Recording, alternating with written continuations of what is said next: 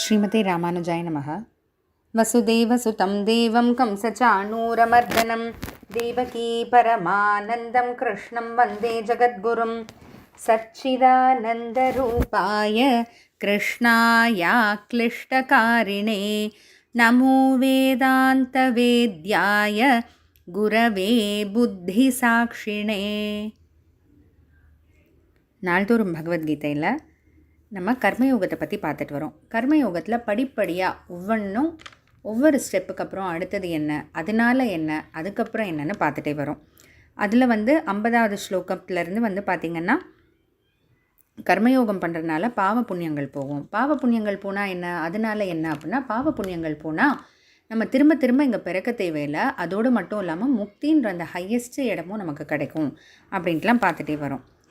அதை அடுத்து 52வது ஸ்லோகம், யதா தே மோஹகலிலம் புத்திர்வ்யதிதரிஷ்யதி ததா கந்தாசி நிர்வேதம் ஸ்ரோதவ்யஸ்ய ஸ்ருதஸ்ய ச. யதா தே மோககலிலம், யதா எப்போ, மோககலிலம் இந்த மோகம்னா கன்ஃபியூஷன் என்ன அப்படின்னு அந்த ஒரு சரியாக முடிவு எடுக்க முடியாமல் இது சரியா அது சரியா இதுவா அதுவான்னு தெரியாமல் அந்த ஒரு கன்ஃபியூஸ்ட் ஸ்டேட் இருக்க பாருங்கள், அதுதான் மோகம். மோககலிலம், அந்த மோகத்திலிருந்தெல்லாம் புத்திர் வியதித ரிஷ்யதி, புத்திஹி நம்ம புத்தியானது அதை தாண்டி வருதோ அப்போ என்ன ஆகும் அப்படின்னா, ஸ்ரோதவ்யஸ்ய இதுவரைக்கும் ஸ்ருதஸ்ய இதுவரை என்னிடம் கேட்டது, ஸ்ரோதவ்யஸ்ய இனிமே என்கிட்ட கேட்க போகிறது, இது எல்லாத்தையும் வச்சு ததா அப்போது கந்தாசி நிர்வேதம் உன்னை நீயே திட்டிக்குவ, உன்னை நீயே நினச்சி இகழ்ந்துக்குவ அப்படின்ட்டு பகவான் சொல்கிறார். அதாவது என்னதுன்னா ஒன்றும் இல்லை, சிம்பிள். இப்போது இந்த மோகம்ன்றது என்ன பகவான் சொல்கிறாருன்னா, ஏன்னா பகவான் திரும்ப திரும்ப இந்த கர்மயோகம் ஸ்டார்டிங்லேருந்து இந்த 2வது அத்தியாயத்தில் சொல்கிறது என்னது, ஆத்மா வேற, இந்த உடல் வேற, இந்த உடலுக்கு தேவையான விஷயங்கள் எல்லாமே டெம்ப்ரரி. ஏன்னா இந்த உடலே டெம்ப்ரரி. இப்போ வச்சுக்கோங்களேன், காசை எப்படி அப்படின்னு நம்ம கேட்கலாம், உடல் டெம்ப்ரரின்றதுக்காக எல்லாமே டெம்ப்ரரி ஆகிடுமா அப்படின்னு? கண்டிப்பாக. ஏன்னா இப்போ இந்த காசுன்னு எடுத்துக்கிட்டோன்னா இன்றைக்கி இருக்கும் நாளைக்கு போகும், எப்போ வரும்னு தெரியாது, எப்போ போகும்னு தெரியாது. திடீர்னு இப்போது யாருன்னா பிஸ்னஸ் பண்ணுறதா பிஸ்னஸ் லாஸ்ன்றாங்க, இல்லை வேலை பார்த்துட்ருக்கவங்களுக்கு வேலை போயிடுச்சுன்றாங்க, மார்க்கெட் கிராஷ் அப்படின்னு சொல்கிறாங்க. அதனால் any time anything can happen இல்லையா. வீடு இருக்குது, வீடை தானே விற்கக்கூடிய சூழல் வரலாம், இல்லைனா எர்த்குவேக் வரும்போது வீடே இடிஞ்சு விழுந்துடலாம். இது எதுவுமே பர்மனெண்ட் இல்லை இல்லையா. அப்போது இந்த உடம்பும் சரி, உடம்பு சம்மந்தப்பட்ட எல்லாமே சரி, எதுவுமே பர்மனெண்ட் கிடையாது, டெம்ப்ரரி தான். அதனால் பகவான் திரும்ப திரும்ப சொல்கிறது என்னது, ஆத்மா மேலே ஃபோக்கஸ் பண்ணு, ஆத்மாவுக்கு தேவையானதில் ஃபோக்கஸ் பண்ணு. ஏன்னா ஆத்மாவுக்கு தேவையானது பெருசாக இவ்வளோலாம் கிடையாது, ஒன்று தான். அதாவது பகவான் மேலே ஃபோக்கஸ் பண்ணால் போதும், அவ்வளோதான், அதோடு முடிஞ்சு போச்சு.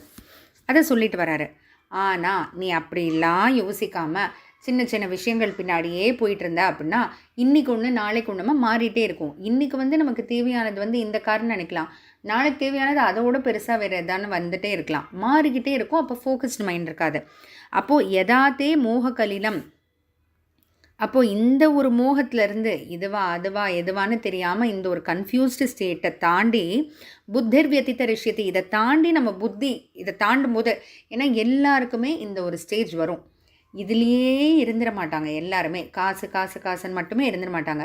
நம்மளே பார்ப்போம் இல்லையா, நிறைய பேர் ஒரு ஸ்டேஜ் வரைக்கும் பார்த்திங்கன்னா காசு, அடுத்தடுத்து வீடு வாங்கணும், பிஸ்னஸ் இன்னும் பெருசாக்கிட்டே போகிறோம் அப்படின்னு நினைப்பாங்க. ஆனால் ஏதோ ஒரு ஸ்டேஜ் அவங்க லைஃப்பில் திடீர்னு அது எல்லாத்தையும் விட்டுட்டு என்ன பெரிய காசு, அது இன்றைக்கி இருக்கும் நாளைக்கு போகும் அப்படின்ட்டு நம்மளே கூட யோசிப்போம், என்னடா இன்றைக்கி திடீர்னு ஞானி மாதிரி பேசுகிறாங்களேன்னு. ஞானி மாதிரி இல்லை, இந்த ஒரு ஸ்டேஜ் எல்லாருக்கும் வரும். அதை தான் பகவான் சொல்கிறார்.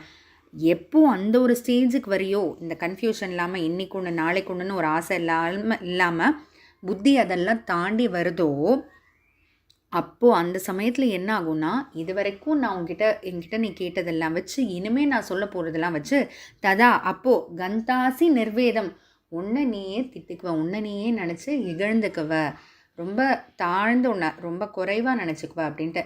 ஏன்னா ஐயோ பகவான் அவ்வளோ சொன்னாரே, அதெல்லாம் கேட்காம நம்ம சின்ன சின்ன ஆசைகள்லாம் பட்டுட்டோமே, சின்ன சின்ன விஷயங்கள் பின்னாடியே போயிட்டோமே, உயர்ந்ததான முக்தியை பற்றி நம்ம நினைக்கவே இல்லையே அப்படின்ட்டு நீயே உன்னை பற்றி ரொம்ப தாழ்ந்து நினச்சிக்குவ அப்படின்ட்டு பகவான் சொல்கிறார். இப்போது இந்த கன்ஃபியூஷன் இருக்கிறதுனால என்னது, பகவான் தான் கர்மயோகம் பண்ண சொல்கிறாரே, கர்மயோகம் தான் பண்ணால் வந்து பாவ புண்ணியங்கள்லாம் போயிடும், அது போனால் வந்து அடுத்து அந்த முக்தின்ற அந்த ஹையஸ்ட்டு இடம் கிடைக்கும் அப்படின்ட்டுலாம் நம்ம நினைக்கலாம்.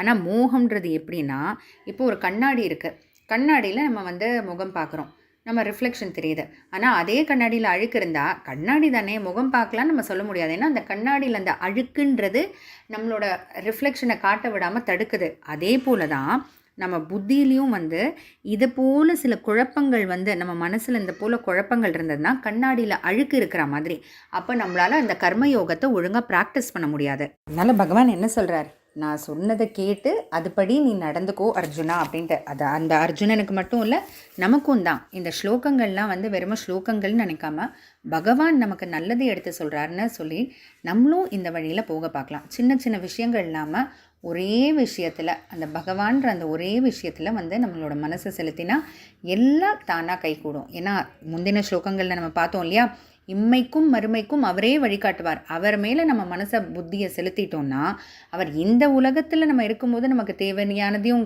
கொடுத்து நம்மளை பார்த்துக்குவார், அடுத்து முக்தின்ற அந்த இடத்துக்கு போகிறதுக்கான தேவைகளையும் நமக்கு கொடுப்பாரு அப்படின்னு சொல்லிட்டு தொடர்ந்து அடுத்து ஞான யோகம் வந்து ஆரம்பிக்க போகுது.